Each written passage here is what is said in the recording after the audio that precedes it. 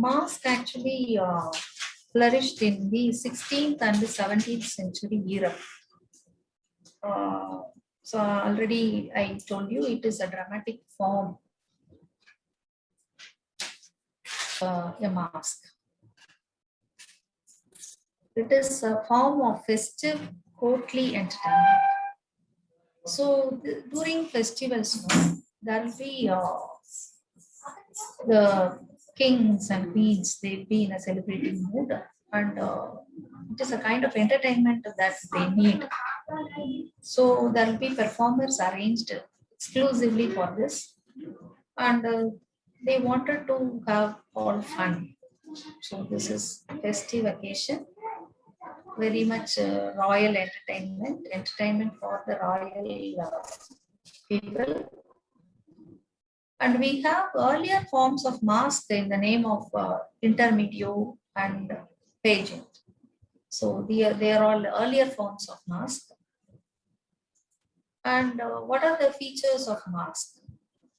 As I have been referring to, there will be music and dancing. That is to celebrate, to enjoy, to have fun. So naturally, music and dancing are inevitable. And singing and acting. So there will be performers, not only dancing, they'll be singing on their own, and they will be acting. And that third one is very, very interesting. They were doing elaborate stage design, and they have appointed a renowned architect for this purpose. See, today we have a lot of directors for setting. We have art directors in film industry, and we have people being awarded with prizes for art direction. But it happened long, long ago. With the help of the designers, they have elaborately designed the stage. And actors and singers are actually professionals. They are being hired. They'll be performing. And the court will be watching. The king, queen, and the entire people of the court will be watching. And they are the audience. And they will also dance ultimately. That is quite interesting. Queen Anne of Denmark, no, she is known for her great participation in many of the masques arranged in her court. She will very willingly, she will go and dance. Charles I of England also, he is also interested in performing during the masque. And what are the things presented through the masques? So they will be concentrating on political and social application of allegory. So though it is for entertainment, there will be allegory, there will be a theme related to politics and society. Because they wanted to inform some message through their masque. See, during, I said it is meant for festive times. So what are the things they want to celebrate? They want to celebrate birth of some new one in the royal family, or they may want to celebrate the marriage of the royal pair, or they want to celebrate the change of ruler. There will be change of ruler in the court, so they will want to celebrate that. Only on such occasions they want to have masque. And who are the characters and how many characters will be there in the masque? They will have only small number of characters. They will not have not many characters. Masque will have characters who are small in number, and mostly they are characters drawn from classical mythology. And each character will be representing some quality. They are all personified qualities. So the characters like, they will be named like this.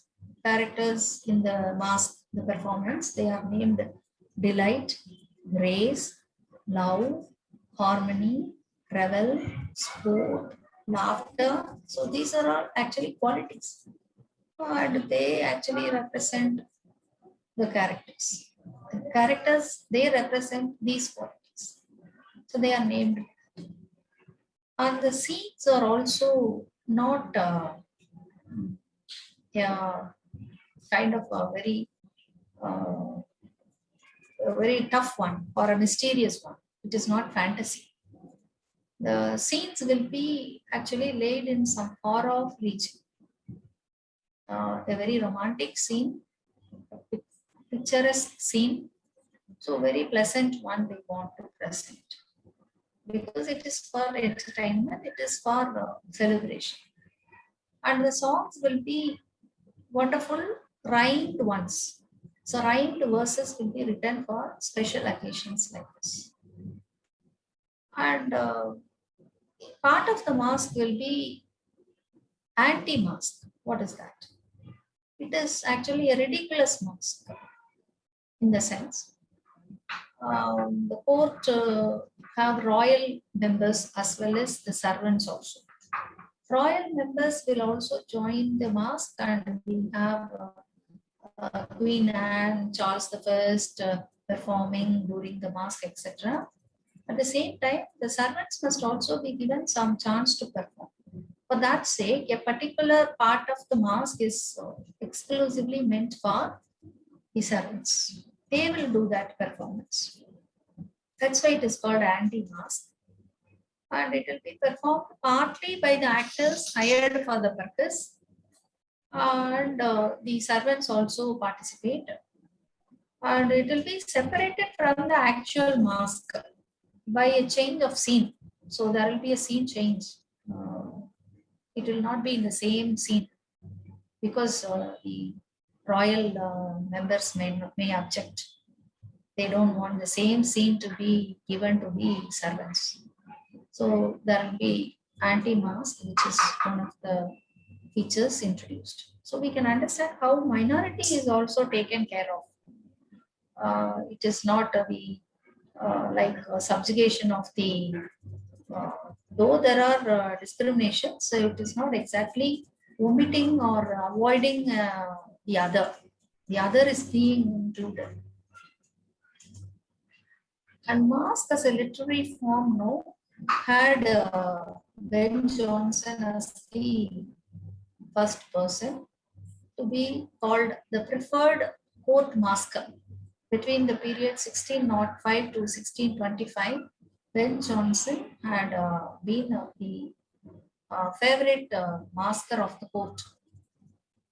Especially, he talked about James the First and Anne's, Queen Anne's literary taste and political awareness through his masks. So he is being preferred. He is always invited to give a performance in the sense to arrange a performance, and he will be the writer of that mask. Actually, mask will be having a script running to only few pages, but the performance will last for hours. So natural, it is natural. So there is not much dialogue to be written because for dance, songs, the royal performance and anti-mask will have a place. So Ben Jonson had been invited always to have his mask in the court. He is the preferred court masker from the period 1605 to 1625. And we have Milton also, John Milton, who has written a mask called a Masque. And he used the mask, the performance in such a way to celebrate an official state occasion. So he is also talking about political official occasion through his mask. And a literary mask will have these elements, these as the various segments found in the mask. As a literary form, mask will contain these many parts. What are those parts? Actually, 6 parts are there. Number one is there will be a poetic induction or a prologue. So this is a kind of introduction. So there will be introducing of maybe characters, introducing of the theme, etc. So that will form the first part of Masque. Second part will be anti-Masque. So there is a space for the servants to perform. And thirdly, the main Masque. So the main Masque will have performance not only by the hired people but also by uh, the courtly royal members. And the fourth one is actually making the spectators also becoming part of the performance. So the barrier between the stage and the spectator will be broken down. That is what is called reverence.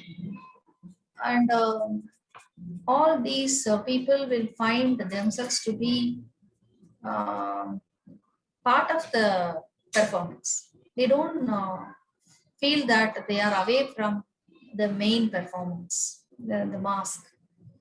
And fifthly, there will be the epilogue. So that will be the close of the mask. At the end, there will be the end of the mask by binding up things. And there will be costuming. Costuming in the sense, it has a great role. They have to dress up in a particular way in order to represent the characters, in order to represent the themes, etc. So costuming is also important and it is being focused. Say, Masque will have at the end of the performance, all these actors, they will reveal their original face by removing the mask. So that is very interesting. People will be waiting for that occasion. So who is performing what role? They are interested to know the face, the original face. That is also done. So there I end my presentation of the four aspects of Renaissance. The first, starting with the Scottish Chaucerians, and then the university wits, then the comedy of humors, and Masque. If the organizers wanted me to elaborate on any particular thing, I will do it. Thank you, ma'am. Yes. The presentation was very well structured, and yes. As we have divided the sections into various parts along with the topics, so as per the introduction, or as per the introductory lecture, the four topics which we had requested you have very well captured the essence and presented the essence of all the four topics. Thank you very much. I would now request the participants, if you have any questions, please do put forward in the chat box.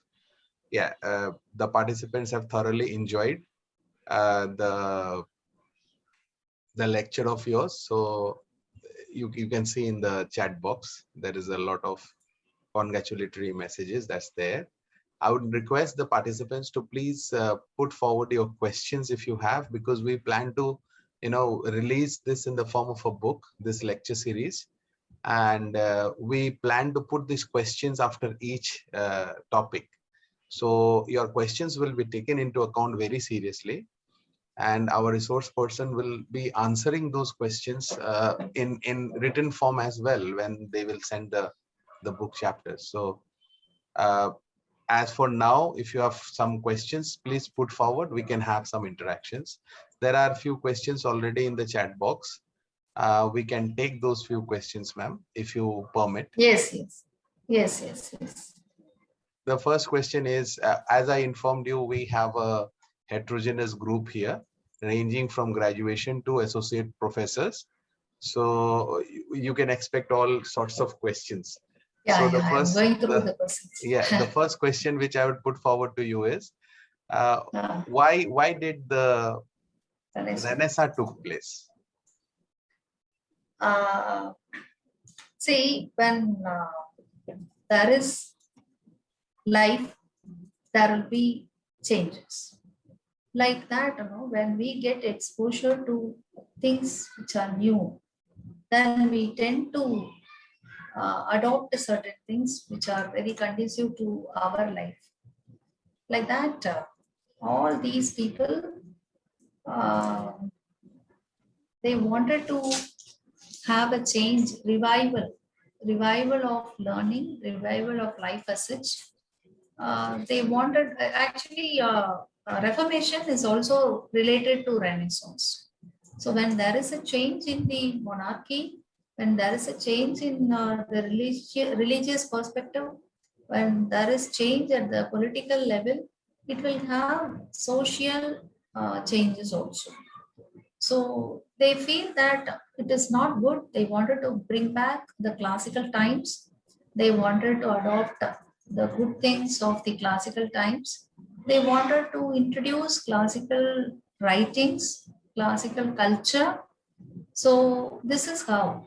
And printing press has enabled many of these books to reach many parts of Europe. So otherwise, no, we would not have had the opportunity of having a Renaissance at all. So if you have read the social history of England, then you would have understood how Renaissance is inevitable, how the change of times, had brought in Renaissance. It is a needed one. It is an inevitable one, and we all enjoyed. So because of this only, we had a good many philosophies coming into our life. Humanism, especially, very interesting one. So you have to understand the historical background of the Reformation, the Renaissance, and how politically and religiously all these things came into the existence of the British life as such. I Thank you, hope ma'am. that I have Yes, answered ma'am. that. The next question is, can you throw some light on intermedio and pageant, as the characteristics and the features that they share are almost like same that of Masque? Yeah, that those are all the earlier forms. Maybe Masque today we have a different form. Uh, Mime is also one of that early forms. Uh, there was silence, only expressions, uh, like that. Earlier forms had certain. I mean, they had a different way of expression. There were something like disguising, mumming, mumming, mumming. So these are all earlier forms, and mask as a literary form had a different one. And today we have visual masks also presented. In theater also we have even our even fourth wall theater, all these theaters of India, they have gone for masks also. So they were early forms. Very Thank you, comic, ma'am. grotesque characters are presented through these forms. Thank you, ma'am. The next question is it true that Thomas Kidd was not a part of either Oxford or Cambridge University? And if he was not, then why is he included in the university wits?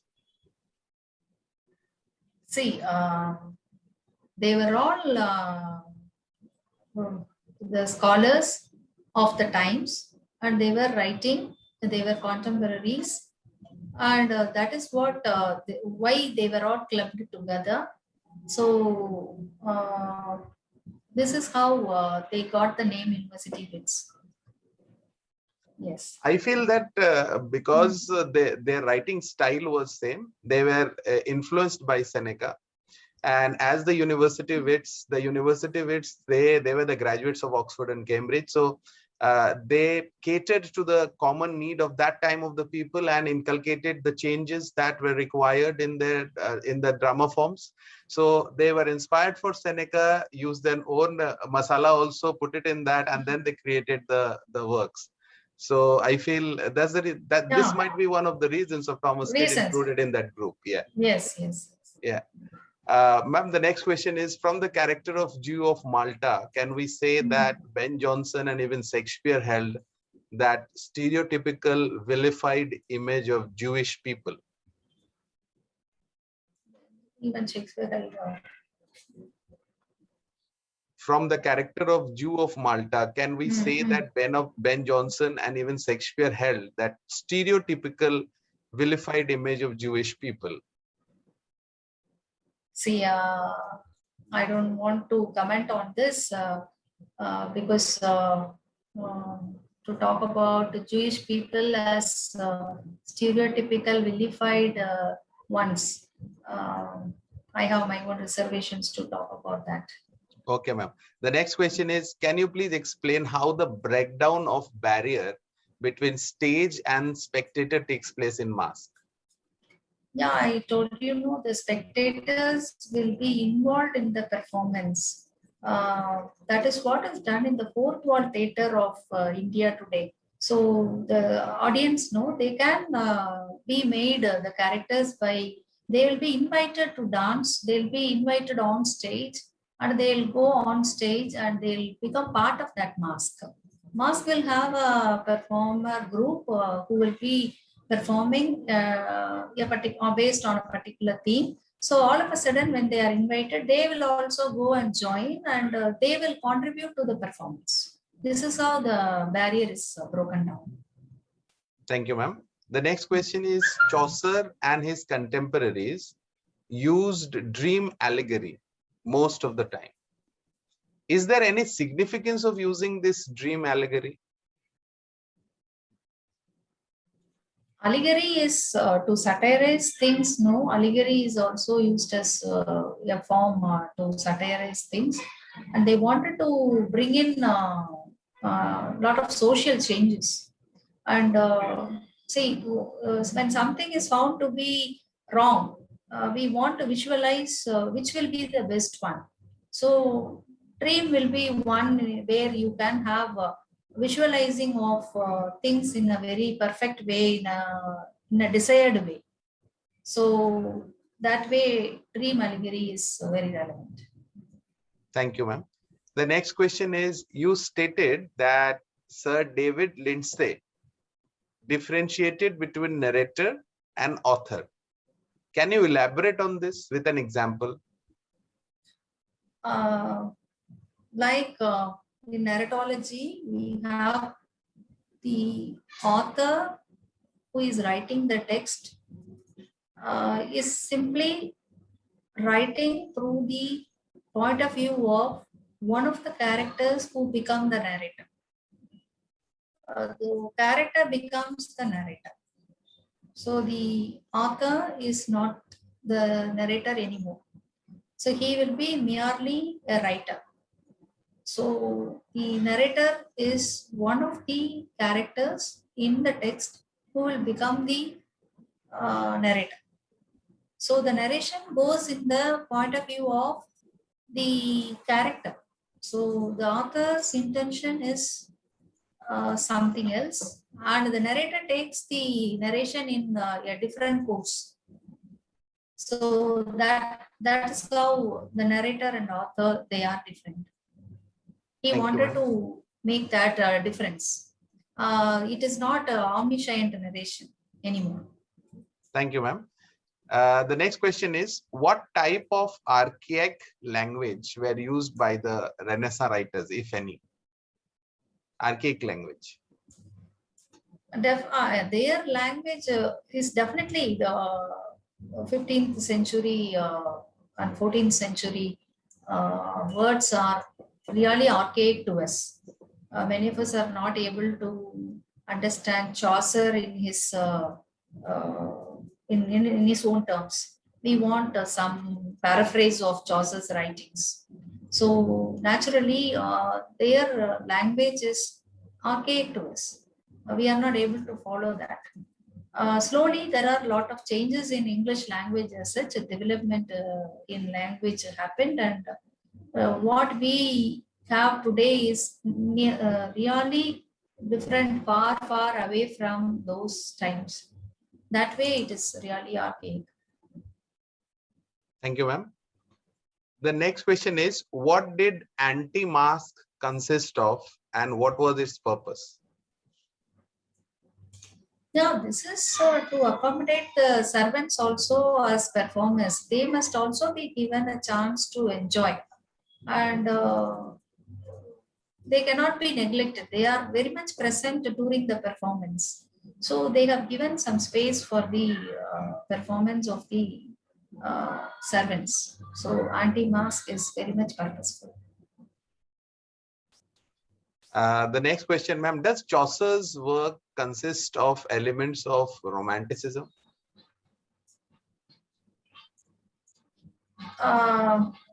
Yeah, like in Canterbury Tales itself, we have seen a lot of romantic themes being presented by Chaucer.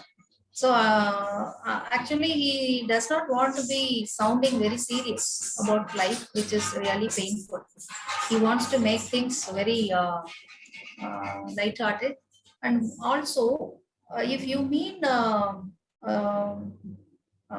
adventure being one of the elements of romanticism, in Chaucer, the very pilgrimage is highly adventurous.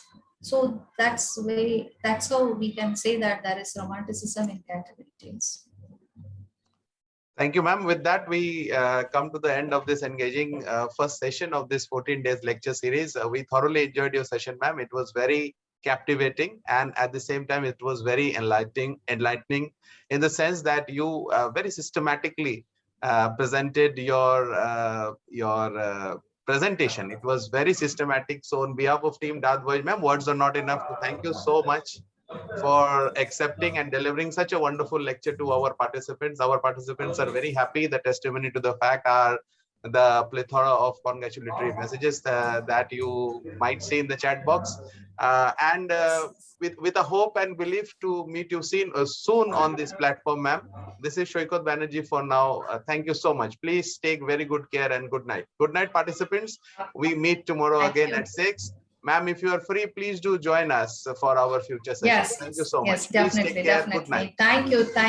Thank you for the opportunity. Let us all stay safe and stay healthy. Thank you. Good night, ma'am. Thank you.